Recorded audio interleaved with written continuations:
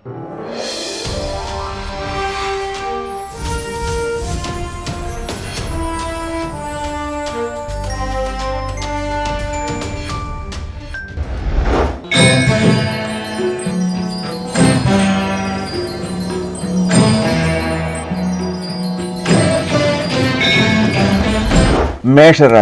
ఈ రాశి వారు తాము ఆచరించే కార్యక్రమాల్లో విజయాలు సాధిస్తారు, పట్టుదలతో వ్యవహరిస్తారు.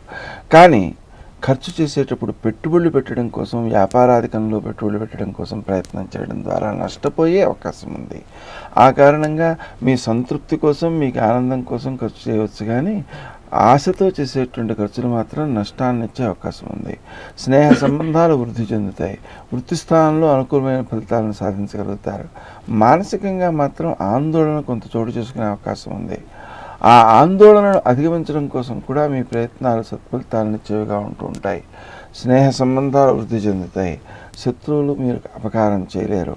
వాళ్ళు అపకారం చేద్దామని ప్రయత్నం చేసినా కూడా అవి మీ దాకా రాకుండానే నష్టాన్ని పొంది వెనుదిరుగుతాయి. మనం ఆచరించేటువంటి కార్యక్రమాల్లో ఎదుట వ్యక్తులకు మేలు చేసేటువంటి ప్రయత్నాలు చేయడం, వారు అపకారం చేయడానికి పూనుకున్నప్పటికీ కూడా దాన్ని లెక్క చేయకుండా మన ప్రయత్నాన్ని ముందుకు కొనసాగించడం మంచిది. తద్వారా శత్రువులను మీరు జయించగలుగుతారు. వారు చేసే ప్రయత్నాలు ఏవైతే ఉన్నాయో అవి మీలోని కృషిశీలతను పెంపొందించేవిగా, ముఖ్యమైనటువంటి కార్యక్రమాలను అనుసరించే విధంగా, అభివృద్ధిలోకి ముందుకు వెళ్ళే విధంగా రూపొందుతూ ఉంటాయి. ఆర్థిక రంగం అనుకూలమైన ఫలితాలనే అందజేస్తుంది. సంతాన వర్గంలోని వారు అభివృద్ధిని సాధిస్తారు. విజయాలు మీకు వెన్నంటి ఉంటాయి. విశేషించి ఆధ్యాత్మికమైన ప్రగతికి అనుకూలమైన సమయంగా దీన్ని గుర్తించడం తప్పనిసరి. సంతాన వర్గంలోని వారు సాధించే విజయాలు మీకు ఆనందాన్ని ఇస్తూనే కొంతవరకు ఆందోళనను కూడా కలగజేస్తుంటాయి. వృత్తి స్థానంలో మెలుగుతుంది. మీ యొక్క కృషి అందరి యొక్క దృష్టిని ఆకట్టుకునేదిగా ఉంటుంది. అయితే అది కూడా కొంతవరకు వ్యతిరేక శక్తులను ప్రేరేపించే అవకాశం ఉంది. ఆ కారణంగా శ్రీరామ జయ రామ జయ జయ రామ రామ అనే మంత్రాలను ఒకటి, అలాగే శ్రీ దుర్గాయే నమః అనే మంత్రం ఒకటి మీ యొక్క అభివృద్ధికి బాగా ఉపకరిస్తుంది. ముఖ్యమైనటువంటి కార్యక్రమాలను వాయిదా వేయకపోవడం, సమయానికి విషయాలను తెలుసుకునేందుకోసే అధ్యయనం కొంత కొనసాగిస్తూ ఉండడం, అలాగే మీరు చేసేటువంటి పనులలో అవసరమైతే ఆత్మీయుల యొక్క సలహాలను తీసుకుంటూ ఉండడం తప్పనిసరి.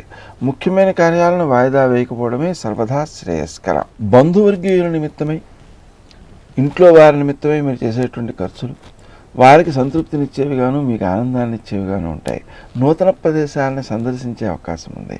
అది కూడా ఆత్మీయులతో దగ్గరదనాన్ని తీసుకువస్తుంది.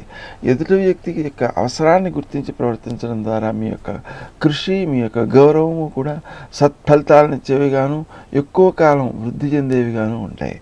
ఆర్థిక రంగానికి మాత్రం మీరు ప్రాధాన్యం ఇవ్వకూడదు.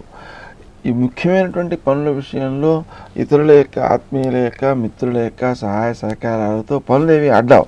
కానీ మీరు ఆర్థికంగా అభివృద్ధిని సాధించడానికి ప్రయత్నం చేస్తున్నాను అనుకుని నష్టపోయేటువంటి అవకాశాలు ఉన్న దృష్ట్యా అలా చేయకుండా ఉండడం శ్రేష్టం.